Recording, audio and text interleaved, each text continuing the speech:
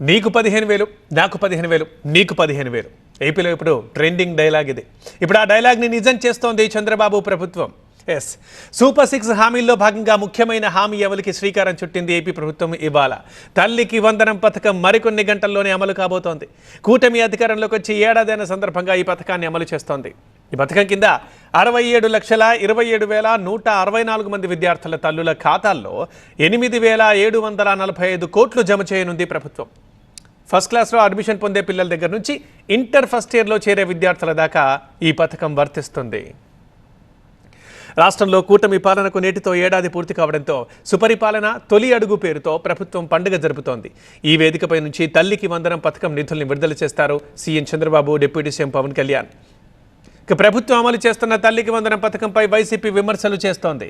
రాష్ట్రంలో 87 లక్షల మంది పిల్లలుంటే 67 లక్షల మందికే ఇవ్వడం సరికాదంటోంది.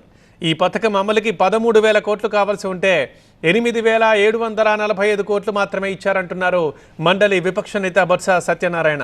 గతేడాది ఎగ్గొట్టిన డబ్బులతో కలిపి 26,000 కోట్లు ఇచ్చినప్పుడే తల్లికి వందనం పథకం సంపూర్ణంగా అమలైనట్లు, లేదంటే ఎగనామం పెట్టినట్లేనంటోంది వైసీపీ.